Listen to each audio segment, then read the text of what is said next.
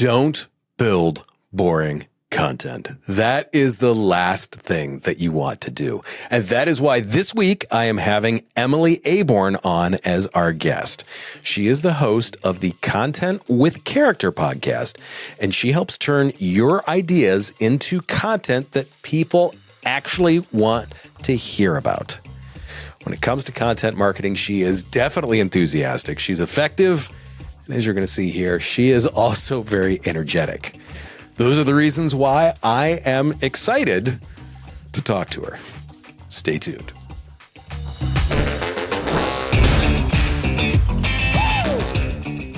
Emily, thank you for coming on. I really appreciate it. I am so glad to have you here. You mentioned that you, kind of hid behind your message with or hid behind your guests with the She Built This podcast that you did before.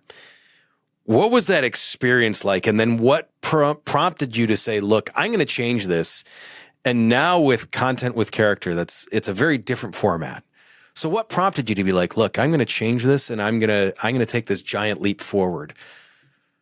Thanks for having me, Josh. First and foremost, I'm excited to have this conversation. And I guess we're just getting right into it. Oh, definitely. Okay, so She Built This, the podcast, started in 2019. And basically, I had just wanted to have a podcast my entire life. Like, I was the 6-year-old who would do, like, cooking shows on the tape recorder at her house. And trust me, nobody wanted to listen to me, like, teach them how to make egg salad sandwiches. So when I finally when I started She Built This, it was just because I always had that desire inside of me to like do a podcast or do radio, something like that.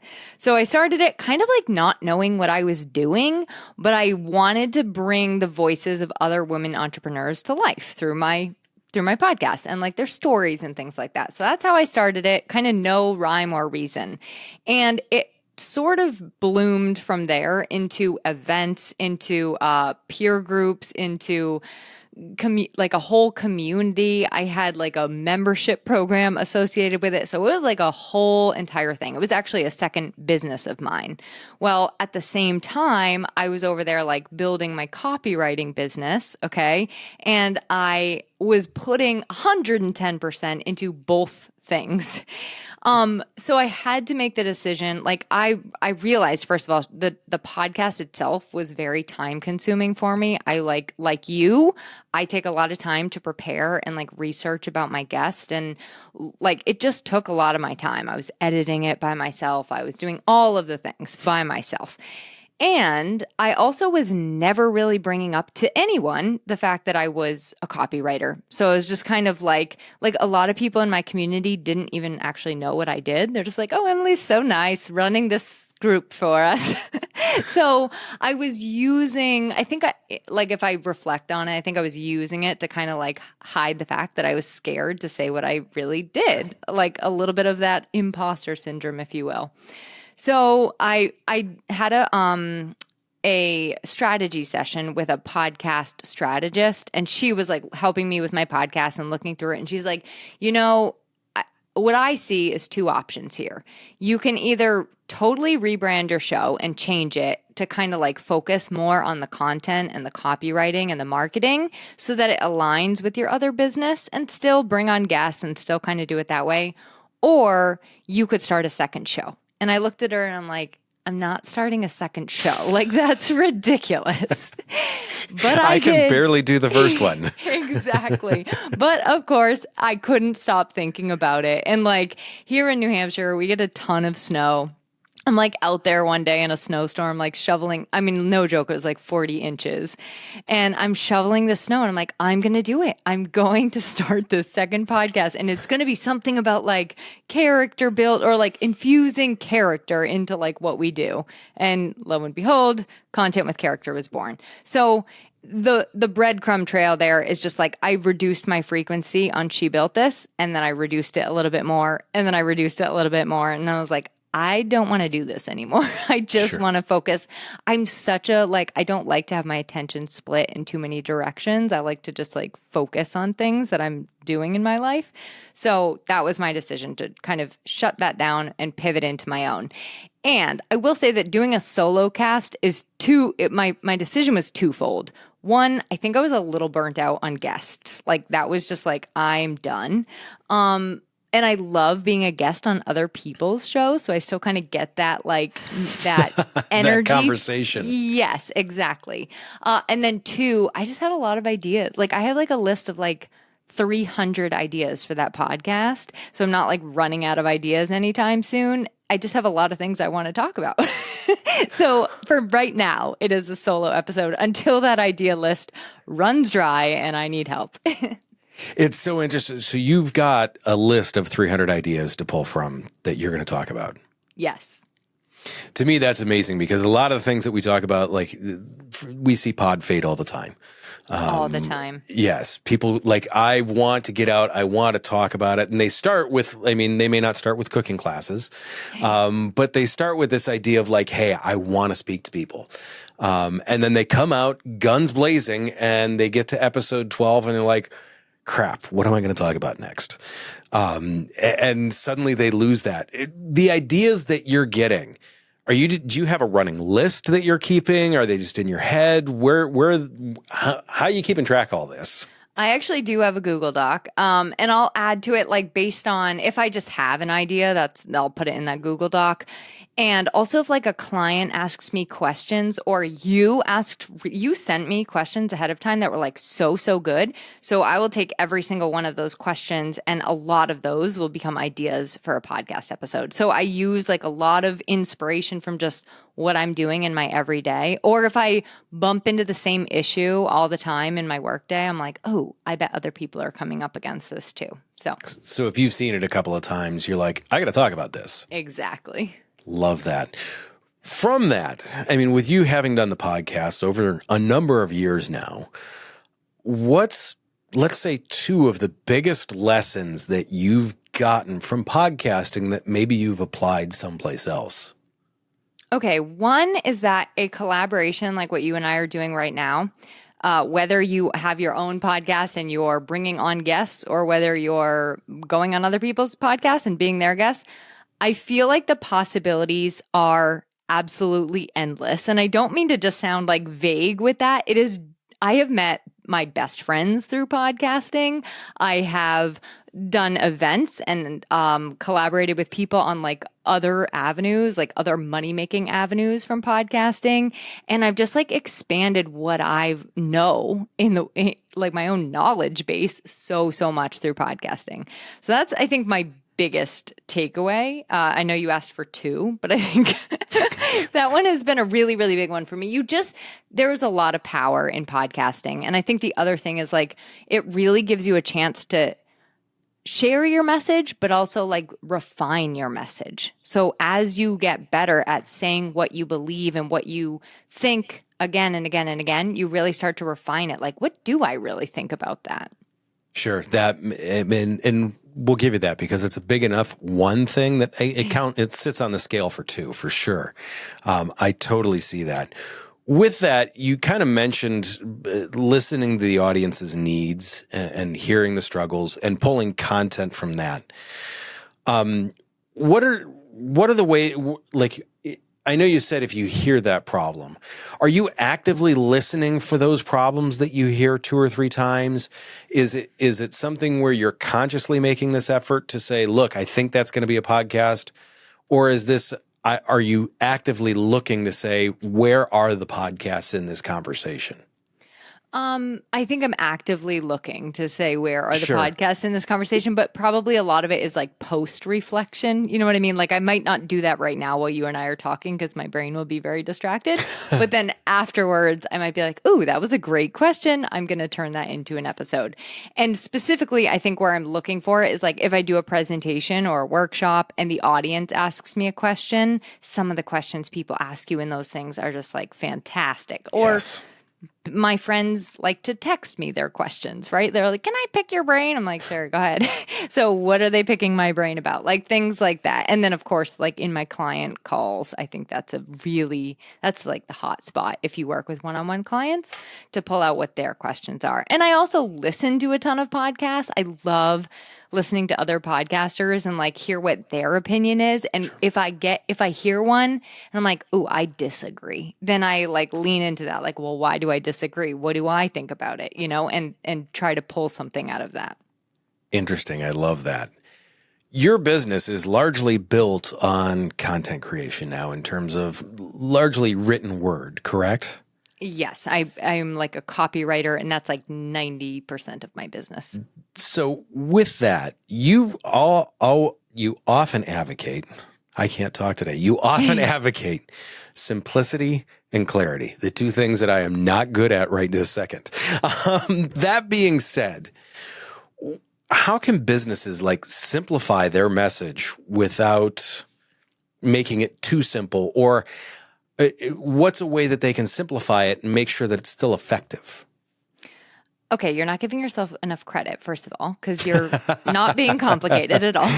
And I think first and foremost is like kind of what we're doing right now, which is to think, well, remembering that like one person is on the other side of the screen, one person is on the other side of the podcast. So I really want to make it conversational and like it's speaking to them. And I think what a lot of people do that does complicate it is they're like, oh, I'm going to speak to everybody. And they kind of do. They address everybody. And it's like, just focus on one. Like I like to, before I record a podcast, I'll like think about one person I know is listening.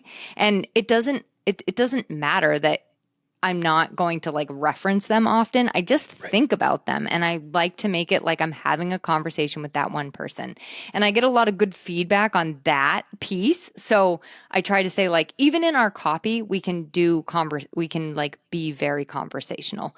And I think the second one is not to complicate things, which I also see this all the time. We like to tell people like all the features of what they're going to get. Right? Like you're going to get a 90-minute call, and you're going to get 6 weeks of coaching, and you're going to get turn it into how it matters and like actually benefits them. Like, why do they care? So because if you just compare features to features, you are like everybody else that does exactly what you do. But if you turn that into like emotional benefits and like benefits as to how that's going to change somebody's life, that's how you stand out. And then it also takes out that urge to like, ooh, I want to do all this jargony, complex language and explain the ins and outs of a Rodecaster microphone, which nobody wants to know. No. It's so funny because I always talk like to people as they're a guest. If someone asks a question, I always say yes or no first. So many people give the explanation and then never really answer the question. We find that in so many cases, and I see that when people are, once again, they make it too complex. They're showing off these features. Well, I don't care about the features. Show me how I actually am going to reap the rewards of doing this as the client. I love that point. That kind of goes into, like you've talked about the importance of, when it comes to podcasting, putting the listener first. Pick that one person. Do you know of any businesses that you can think of that would be like larger businesses that you think they do a great job of prioritizing like that one person in their audience? I think Apple does a pretty good. Oh, you Sure. know what? I'm going to do an even better example than Apple because everybody uses Apple. Have you seen those new Airbnb commercials? Yes. Okay, they are doing it right. They get it. They get that booking a hotel room, it's great in theory. It's always so great in theory to book a hotel room, but you get into the hotel room and the pillows are uncomfortable and the toilet doesn't work and it's not as clean as you thought it was going to be and the key doesn't work. Like whatever the thing is, right? You have to switch rooms. The housekeeper comes in too early in the morning. They do such a good job at showing you the difference between booking a hotel and booking an Airbnb where everybody's written these reviews and you know what you're getting. They nailed it. And they know deeply, they understand like somebody who wants to travel, but they like get all of the hassle therein. So that's a person, they take a persona every single time and break down that persona. And I think they do a great job. Yeah, no, I agree with you on that one. That one's been an interesting one. And it's been an interesting campaign that they have put out from that aspect, because it's really going after the jugular, so to say. Yes. No holds barred. We're going to show the ugly side of this, and go ahead and make up your mind from there. I agree with that. You talked about, too, the success of your How to Write About Yourself episode. You said everyone likes to talk about themselves, but they don't really know how. And I'll agree with me on that one. People are like, hey, can you give me your bio? And I'm like, I'm just me. Yeah. Not terribly. I'm like, I do podcasts, I kind of ride motors, some of that stuff. You solved a big problem for people on that. Where did that idea come from? Did that come from people talking about that? Yeah, people ask me all the time. Well, I have a service called the Bio Builder, and I get a lot of. It's a quick service. I'll turn it around, and within a week, and somebody will get 3 versions of their bio. And so what I was seeing time and time again is that the bios people would show me were like, I'm like, oh my gosh, I've read them too as a host. They're just not interesting bios. And what I will do as a podcast listener is like, if I can tell the bio is just like more jargon, I just fast forward. If it's a word salad, I'm like 30 seconds, right? So I want to help people like kind of avoid that by making them a little bit more interesting. And I am definitely not saying mine is the best in the world, because I know for a fact, like I haven't looked at my own in a while, but I think one easy thing is to remember that like a host is reading it in most cases, and it's like the audience is like first encounter with you. So Sure. You don't even have to start it like Emily Aborn is a copywriter, blah, blah, blah, blah, blah. I could start it with something way more interesting. Like, that blinking cursor that you're staring at every single day and can't figure out what to write or say. I help you solve that problem, or our guest today helps you solve that problem, right? So you can just think of little tiny ways to make it a little more interesting, because a bio is the most boring thing in the world, and no one cares until they know why you care. I mean, that's not my own saying. I wholeheartedly agree with that. It's the same. The flip side of that, too, is the other part is I also tell people that you never let a doctor introduce themselves on a podcast. Right. If you have a 20-minute podcast, you will be 16 minutes in and they have just arrived at their residency.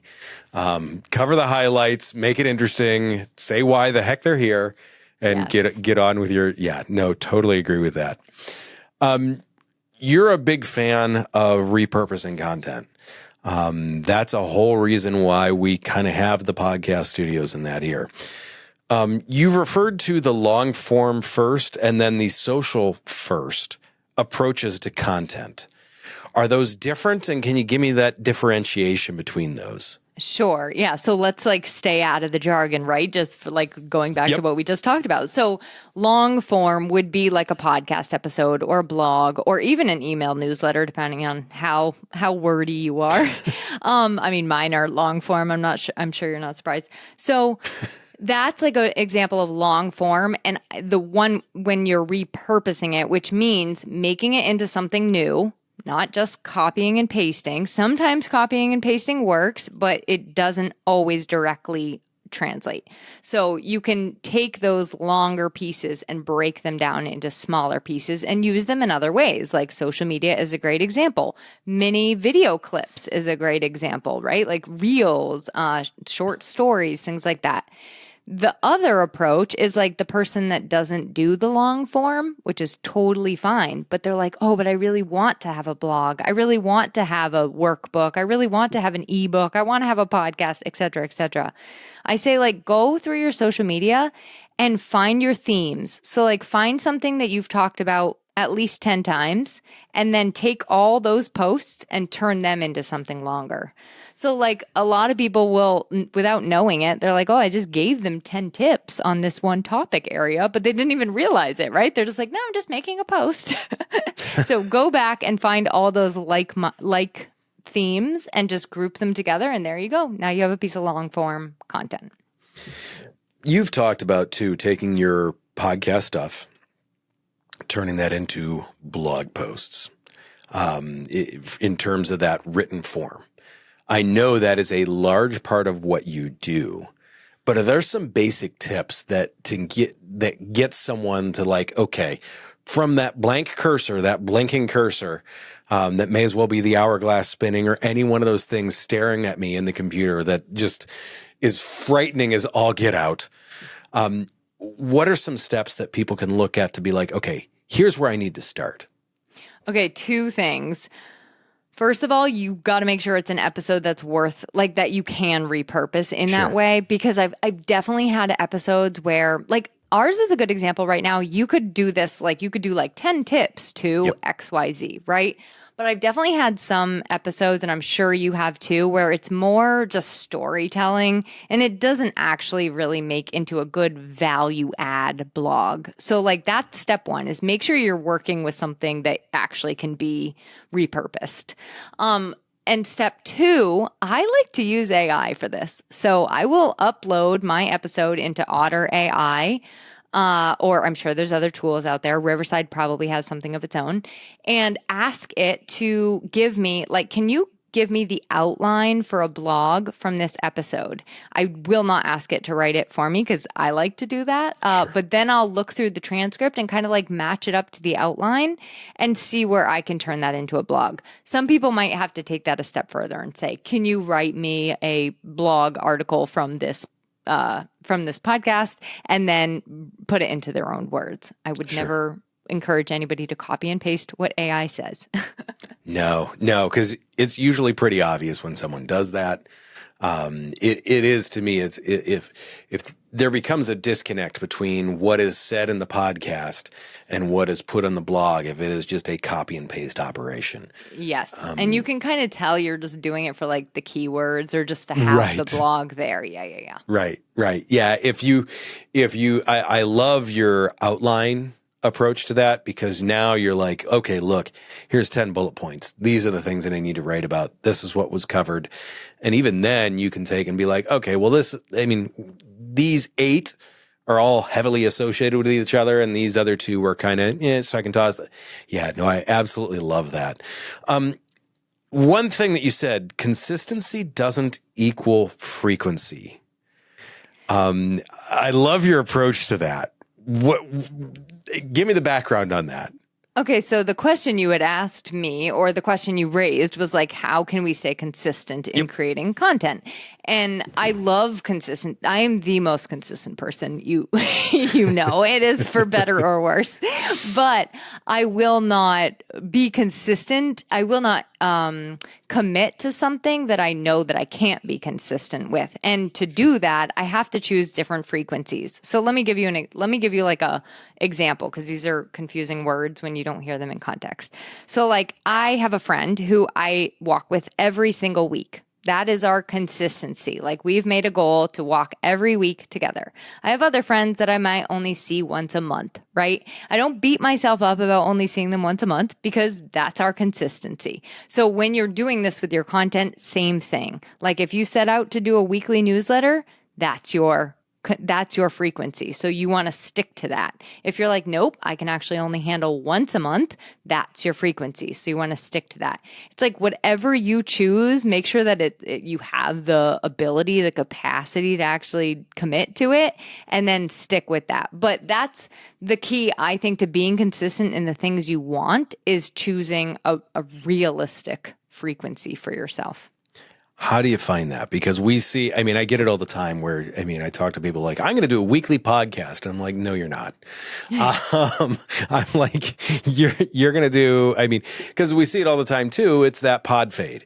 12, 14, 15 podcasts in. It's like, I think the number is now it's a flat 85. It was 86% of podcasts are dead before they hit episode 16. Right. So, what is a way that someone that you feel can find some of that consistency before they, let's say, try and run through the wall like the Kool-Aid man? Okay, I love this. You can apply this to literally anything in your life.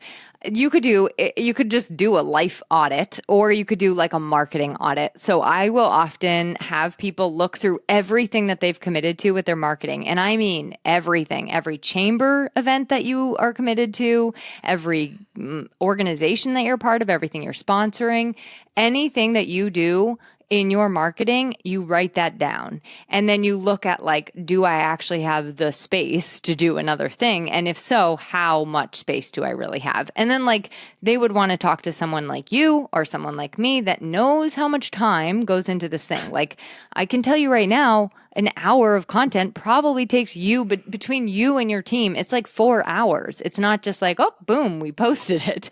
It takes more time than you think it's going to take. So you have to look at those pieces too. But I like to do a marketing or life audit and just like dump everything out that I'm committed to. And if there's something on that list that you're like, oh, that should not be there, I could actually replace it with this podcast that I want to start, or I could replace it with posting more often on Instagram. It can come off the list once you see it all and you know exactly what you're committed to. I love that audit piece. That to me is really cool because so many people don't know where their time goes. So true. you look at the end of the week and you're like, I mean, especially as a business owner, you're like, it's Friday? I feel like I did something, but what was it? Right. I have been busy all week. I have no clue what I got done, but I have been busy all week. Where did this time go? And people don't often enough, I think, look at that and have the realization of that. The other thing that I liked is what you said is that, it's 4 to 5 hours typically for us to have everything worked out, done through. And that does, I mean, I would say that includes the pre-production and post-production with that. And we do this every day, all the time. We're doing this 40, 50, 60 hours a week in some cases. We're pros at it. For someone that does this once or twice a month, it takes a whole heck of a lot longer. And so, finding that time. And it can work out great for some people because I know some people that spend a half an hour, they go on, they hit record, they cut the ends off, they post it, and they're like, great, whatever happens, happens. Yeah. They also realize what they're going to get from that. They're going to get mainly the conversation. They aren't going to get the knowledge or the traction, I guess I would say, that they would be looking for otherwise. You've, in a couple of cases here, you've emphasized audience first. What's one thing that a business can look at today to make sure that they are more audience-centric in all of their content? I would say get on a call with your best customer and have a conversation with them and ask them why they chose you, what their problems were before working with you, and how they feel on the other side. Like if you can't think of what they're going through and what they're feeling and experiencing and what they can expect to be transformed in, have the conversation with them and ask them. And if you have a good client or customer, they will tell you. If you can't do that, get in a space where those people exist. And that could be like a Facebook group, that could be an in-person networking group, and talk to them. Like the only way to really understand how people feel is to actually understand it. So you have to ask them questions and talk to them and listen. And I think unfortunately, that's where like a lot of people go wrong. They just create what they want to create and not necessarily like what their customers need. So it's really, I do believe in creating what you love and what you want to create. You have to just kind of find that bridge of like, what do I like to do? And also what do they need? And where can I make those two things meet? Yeah, I love that. We do get some people that, I mean, occasionally say, I'm going over here. And we're like, well, no one's over there. Exactly. They've told you they're not over there and they told you they're not going to follow you, but okay, sure. That being said, what's the best piece of advice you've ever received about being in business? Okay, the best piece of advice I've ever received is I had a mentor when I had a mattress store before all of this. Long story for another day. I was about to say, that sounds like it could be a whole nother podcast. Yeah, that's another story. So I had a mattress store and like I was doing all the things marketing wise and I was just beating my head against the wall. Like, why is this not, we had been in it for like 4.5 years and it kind of plateaued and I was getting really frustrated. And she's like, Emily, you literally have locked yourself in your store for 4.5 years. You need to go out and meet some people. Like, you need to go make some friends. And it wasn't like social friends. Like, at the time I was trying to sell the business. Like, she wanted me to go meet like other business owners. And I did. And it was the best thing. I said yes to a lot of coffee chats. Not all of them went somewhere. I just met a ton of people. And in fact, just this morning, I had coffee with somebody I met through that experience, and we have now known each other for like 11 and a half years. So it's like those kind of things that, again, you never know what possibility is on the other side, but you do, like, you have to get out a little bit and go meet and connect with other people. It's funny you say that, because I just had the conversation with one of our hosts earlier today. There's a certain connection that business owners have. It's the same thing with marketers. Yes. There's a connection there that it is we're not all in competition with each other. He has a car repair facility, a number of car repair facilities. He's like, there's plenty of cars for everyone to work on. His philosophy very much is we all need to talk. We need to help each other. There are things that business owners can talk about that when I talk with some of my friends that aren't business owners, they look at me like, what? And exactly. They just can't associate with that. When you're like, yeah, I've got to write a giant check to a number of people this week because they worked for me this week. It's a large check, and I'm grateful for the fact that I get to pay my employees well. But when you're writing a check for that number at the end of the week, you're like, wow, that is a lot of money that I am just writing a check for. Yeah. And it's scary. So yeah, that ability to get out and to talk with others and to learn from others. I've always been a smart man learns from his mistakes. A wise man learns from the mistakes of others. I so agree with you. And yeah, you're right. Like that, your family, they just don't really understand in the same way that another business owner does. I actually think my family still knows what I do. So there's that. There's probably pros and cons to that. Yes, exactly. There's some things where you're like, this is a little scary and sketchy. I'm probably glad my family is not involved. Totally understand that. Everything that I've seen from your content's been very impressive. If there is a content creation tip that you could tell people, whether it be for video, photo, Instagram, writing, if there's one tip that you could give people on making sure that they are going to connect, what would that be? Well, I think, again, I want to go back to being conversational, because I think we think that when we are writing a post or we are doing a podcast, like we think we need to talk kind of like over people a little bit, or like just broad, like we think of it as broadcasting.